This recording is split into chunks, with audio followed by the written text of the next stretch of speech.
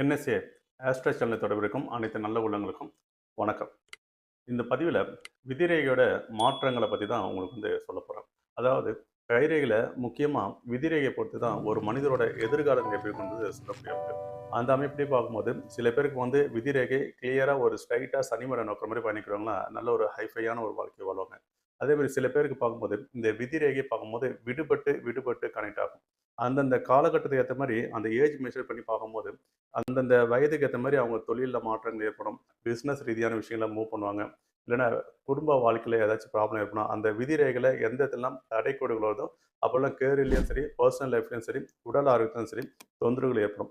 அப்போ உங்கள் கைரேகையில் நான் சொல்லக்கூடிய விதிகளை ஆண்கள் வலது கையும் பெண்கள் இடது கையும் கம்பேர் பண்ணி பார்த்து நீங்கள் தெரிஞ்சுக்கலாம். அப்போ இந்த விதிரேகை பொறுத்து உங்களுக்கு எந்தெந்த காலகட்டத்தில் உங்களுக்கு என்னென்ன பலன்கள் இருக்குன்றது இந்த பதிவில் நீங்கள் தெரிஞ்சுக்கலாம். இந்த வீடியோ நீங்கள் ஸ்கிப் பண்ணாமல் முழுமையாக பாருங்கள். ப்ளஸ் நீங்கள் ஜாதம் கைரேகை நீங்கள் பார்க்கணும். இதே நம்பர் தான் வாட்ஸ்அப் நம்பர். இந்த நம்பருக்கு உங்கள் நேம் மட்டும் நீங்கள் டைப் பண்ணி அனுப்புங்க. எங்கள் சைட்லேருந்து உங்களுக்கு கைரேகை பார்க்கணும், கைரேகை டெமோ ஃபோட்டோ உங்களுக்கு அனுப்புவாங்க. ஜாதகம் பார்க்கணும், நீங்கள் டேட் ஆஃப் பர்த், டைம், எந்த ஊரில் பிறந்தீங்க, உங்களோட பெயர், இது வரைக்கும் நீங்கள் டைப் பண்ணி அனுப்பிச்சிட்டா போதும். உங்களுக்கு ஜாதகம் கணிச்சு உங்களுக்கு உண்டான பலன்கள் என்னன்றதை நாங்கள் தெளிவாக சொல்லிட்டோம். கால் பண்ணுற டைம் மட்டும் மெசேஜில் சென்ட் பண்ணிடும். அந்த டைமுக்கு உங்களுக்கு கால் பண்ணும். சரி, வாங்க இப்போ பதிவுக்குள்ளே போகலாம்.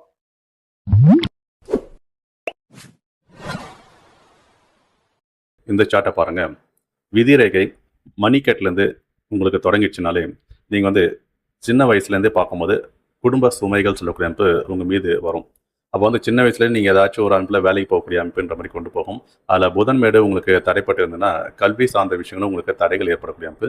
அப்போது சிறு வயதுலேருந்தே பார்க்கும்போது நீங்கள் வேலைக்கு செய்யக்கூடிய அமைப்பு, வேலைக்கு போகக்கூடிய அமைப்புன்ற மாதிரி உங்களுக்கு ஏற்படும். அப்போ இந்த மாதிரி விதிரேகை இருந்து குருமேட்லாம் நல்லா இருந்ததுன்னா அந்த விதிரேகை நல்ல ஒரு அழுத்தமான குறியீடுகளாக வந்ததுன்னா பிஸ்னஸ் ரீதியான விஷயங்களை நீங்கள் ஃபியூச்சரில் சக்ஸஸ் பண்ணக்கூடிய அமைப்புன்ற மாதிரி கொண்டு வரும். அதே இல்லை, இந்த விதிரேகை பாருங்கள். விதிரேகையில் இந்த மாதிரி மாற்றங்கள் ஏற்பட்டதுன்னா, அதாவது 23 வயசில் விதிரேகை மாறி அந்த விதிரேகையில் எந்த ஒரு தடை கொடுக்கணும் இல்லைன்னா 47 வயசில் இன்னொரு மாற்றங்கள்ன்ற மாதிரி ஏற்படும். அப்போ ஸ்டெப் பை ஸ்டெப்பாக ஒரு நல்ல ஒரு மாற்றத்தை நோக்கி நீங்கள் பயணிப்பீங்கன்னு சொல்கிறேன்.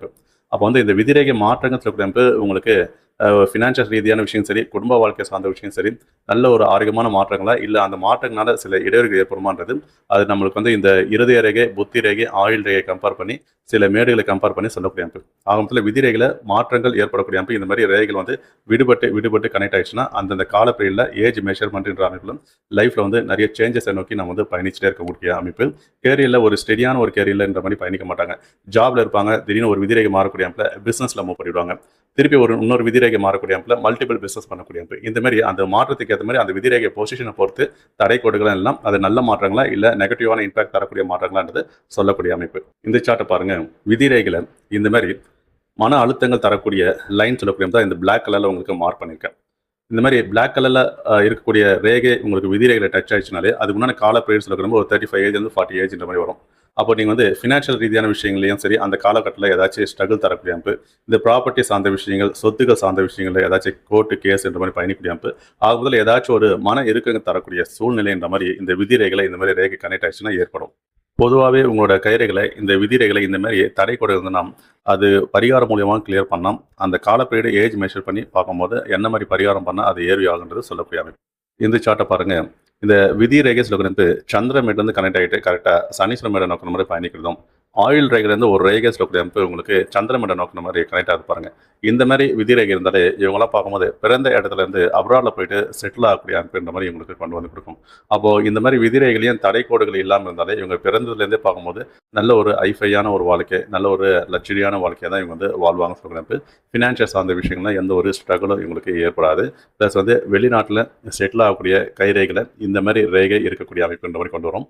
ஆண்கள் வலதுகையை பாருங்கள், பெண்கள் இடதுகையை பாருங்கள். இந்த மாதிரி ரேகை இருக்கிறது ஒரு குடுப்பனை சொல்லக்கூடிய அமைப்பு. நெக்ஸ்ட்டு இந்த சார்ட்டை பாருங்கள். சில பேருக்கெல்லாம் இந்த விதி ரேகை சொல்லக்கூடிய அமைப்பு ரொம்ப ஷார்ட்டாக இருக்கும்.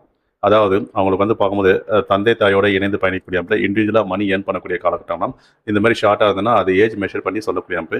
சில பேருக்கு 28 வயசுலேருந்து அந்த விதிரேகை ஸ்டார்ட் ஆச்சுன்னா, அதுலேருந்து தான் இவங்க வந்து இண்டிவிஜுவலா கேரியர்ல வந்து செட்டில் ஆகக்கூடிய அமைப்புன்ற மாரி இவங்களுக்கு கொண்டு போகும். அந்த விதிரேகை எந்த அளவுக்கு பயணிக்குதோ, அந்த காலகட்டம் வரைக்கும் இவங்க வந்து மணி ஃப்ளோ இருக்குன்னு சொல்லக்கூடிய அமைப்பு. இவங்களுக்கு நல்ல ஒரு சக்ஸஸை நோக்கி பயணிப்பாங்க. இப்போ இந்த மாரி ஒரு ஷார்ட் ஆகுதுன்னா, ஒரு 28 வயசுலேருந்து 48 வயசுக்குள்ள இவங்க வந்து ஃபினான்ஷியல் சார்ந்த விஷயங்கள்ல நல்ல ஒரு சக்ஸஸ் பண்ணக்கூடிய கைரேகை.